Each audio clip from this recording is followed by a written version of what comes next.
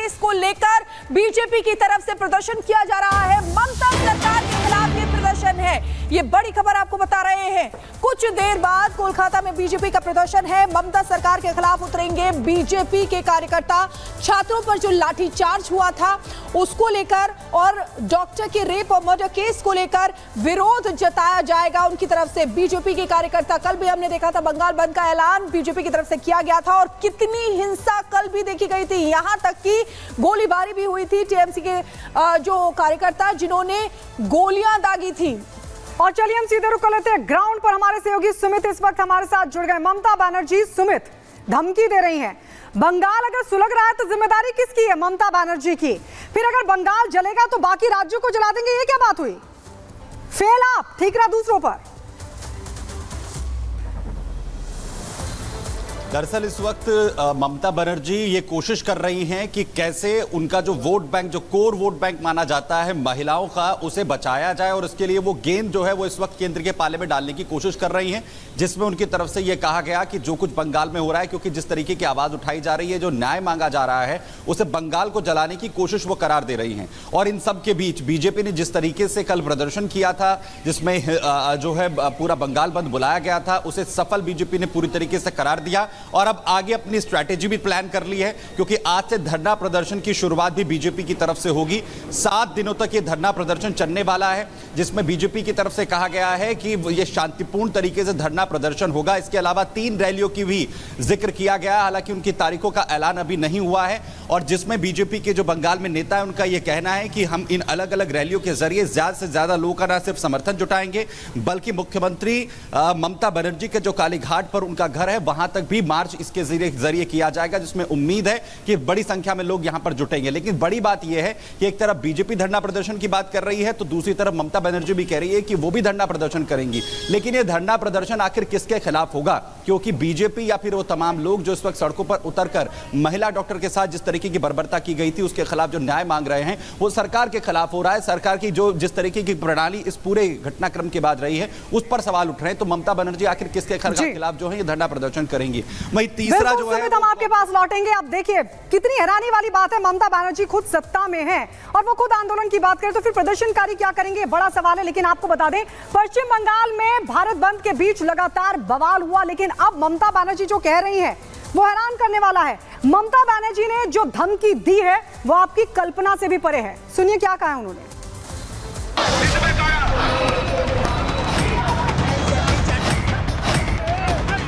सुलगता हुआ पश्चिम बंगाल आज सवाल पूछ रहा है। अपने गुनहगारों की तलाश में चारों तरफ नजरें दौड़ा रहा है, अपने ऊपर लगे जख्मों पर खुद मरहम लगा रहा है, लेकिन उसके अपने ही बंगाल के इस जख्म को नासूर करने की खातिर साजिशें करते जा रहे हैं। कोशिशें तो कुछ इस कदर हो रही हैं कि पश्चिम बंगाल आज कल परसों तो छोड़िए, शायद सदियां लग जाएं शांति स्थापना के लिए। टैगोर के बंगाल का आज ये हाल, अफसोस।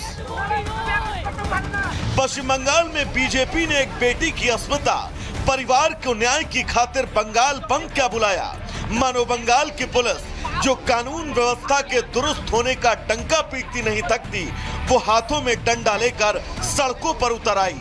फिर जो भी सामने आया उस पर लाठियों की बारिश होती रही। इस बारिश ने न्याय की आवाज को तो दबा दिया, लेकिन प्रदेश में कानून व्यवस्था के दुरुस्त होने का डंका पीटने वाली ममता सरकार को आईना भी दिखा दिया, और आईना भी ऐसा दिखाया जिसमें अब दाग ही दाग हैं। कोलकाता की सड़कों पर प्रोटेस्टर्स को रोकने के लिए किस तरीके के इंतजाम किए गए हैं वो आप यहाँ पर देखेंगे। ये लोहे के बड़े बड़े बैरिकेड्स हैं जो सबसे पहली लेयर पे लगाए गए हैं। बांग्ला में आप देख लेंगे कोटेशंस यहाँ पर लिखा हुआ है, आप देखेंगे maintain peace, act according to law और डोंट क्रॉस द लाइन। इस तरीके के जो पोस्टर्स हैं आपको यहाँ पर नजर आ जाएंगे। एक तरफ लोहे के बैरिकेड आपको नजर आ रहे हैं तो दूसरी तरफ आप देखेंगे ये जो बांस बल्लियों के बड़े बड़े बैरिकेड्स हैं वो यहाँ पर लगे हुए हैं। और तीसरे लेयर में आप देखेंगे कि ये जो लोहे के बड़े कंटेनर है उनको यहाँ पर इस तरीके से लगा दिया गया है, और जरूरत पड़ने पर ये इन कंटेनर से पूरा रोड जो है वो ब्लॉक किया जा सकता है। आप ये तस्वीर देखेंगे, कंटेनर यहाँ पर खड़ा हुआ है, बीच में आप जो जेसीबी मशीन है वो देख लेंगे और उसके पीछे कंटेनर आप साफ तौर पर खड़ा देखेंगे। तो चलिए अब आपको बंगाल के असली रहनुमाओं के बारे में बताते हैं ताकि उनकी सच्चाई से आप भी दो चार हो सके।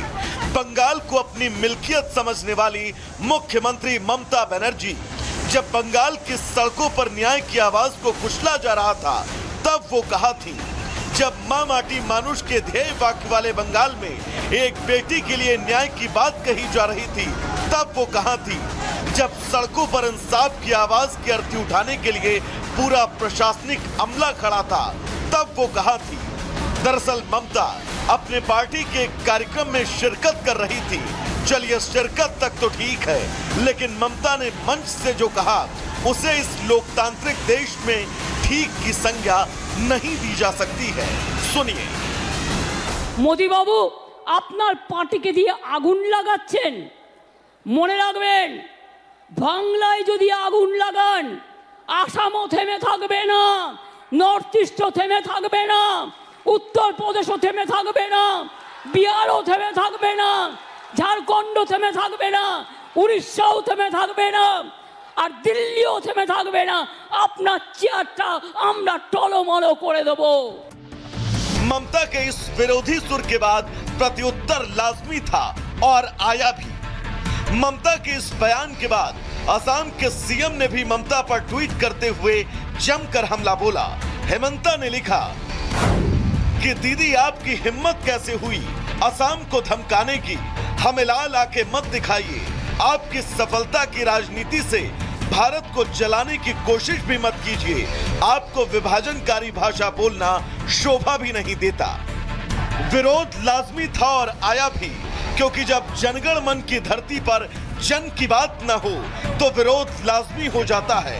विरोध तब भी लाजमी हो जाता है जब विवेकानंद की धरती पर न्याय की आवाज को ही शून्य कर दिया जाए, और विरोध तब भी लाजमी हो जाता है जब जनता सिसक रही हो और हुक्मरानों को कोई फर्क तक न पड़े। Bureau report, Republic Bharat.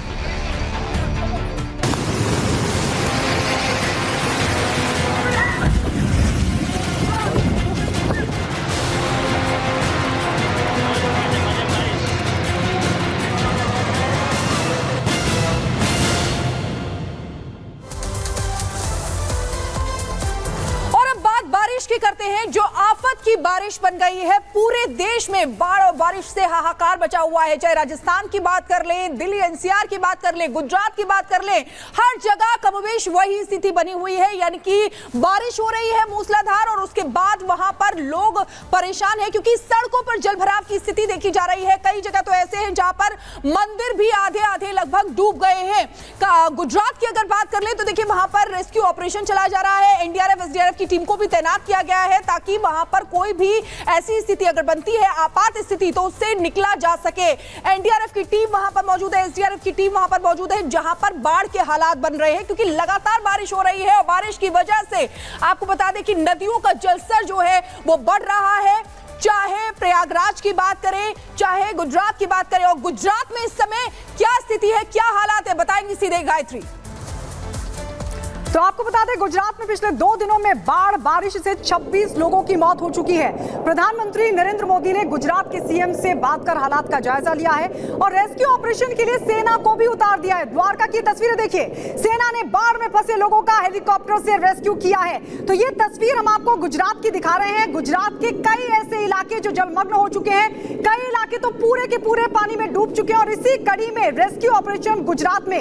Dwarka की तस्वीर आपको दिखा रहे हैं, देखिए किस तरीके से सेना लगातार रेस्क्यू ऑपरेशन चला रही है। जो लोग बाढ़ के बीच फंसे हुए हैं उनको रेस्क्यू करने का काम लगातार किया जा रहा है। ये देखिए हेलीकॉप्टर के जरिए इन लोगों को भी रेस्क्यू कर लिया गया। हेलीकॉप्टर का सेना सहारा ले रही है क्योंकि कई ऐसे इलाके हैं जो पूरी तरीके से जलमग्न हैं और ऐसे में वहां पर पहुंचना नाव के जरिए भी खतरनाक साबित हो सकता है। लिहाजा कई ऐसे इलाके हैं जहां पर हेलीकॉप्टर के जरिए रेस्क्यू ऑपरेशन चलाया जा रहा है। तो लगातार कई इलाके जो कि बाढ़ बारिश की चपेट में है। अब ये एरियल व्यू भी हम आपको दिखा रहे हैं।